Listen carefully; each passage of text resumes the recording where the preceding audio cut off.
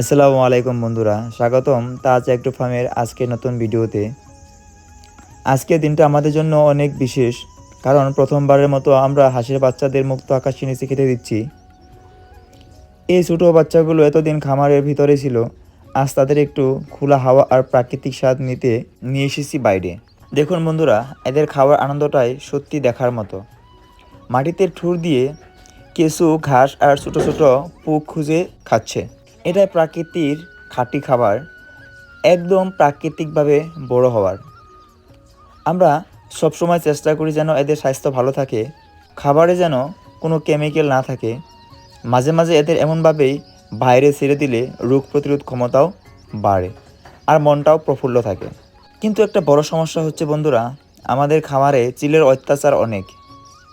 চিলগুলো সুযোগ পেলেই এসে ছোটো বাচ্চাগুলোদের দিকে ঝাঁপিয়ে পড়ে। তাই এখন আমরা খুব সতর্ক থাকতে হচ্ছে, চোখের আড়াল করা যাচ্ছে না এক মুহূর্তের জন্য। আমরা কিছু নেট ও কাঠের ফ্রেম লাগানোর কথা চিন্তা করছি, যাতে বাচ্চাগুলো নিরাপদে বাইরে খেতে পারে। প্রাণী পালন মানেই শুধু খাবার দেওয়া নয়, এদের নিরাপত্তাটাও খুব গুরুত্বপূর্ণ। আমি খুবই দুঃখিত যে এতদিন আমার ভিডিওগুলো আমার চ্যানেলে আপলোড দিতে পারিনি, এবং আমার গলাটা অনেক খারাপ ছিল।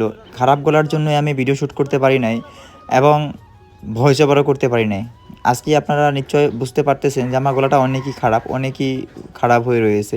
তো এখন থেকে সম্ভবত আপনাদেরকে আর ভিডিওর জন্য ওয়েট করতে হবে না, প্রতিনিয়ত ভিডিও আসবে আমার এই চ্যানেলে। তাহলে বন্ধুরা, এই ছিল আজকের আমাদের ছোট্ট অভিজ্ঞতা।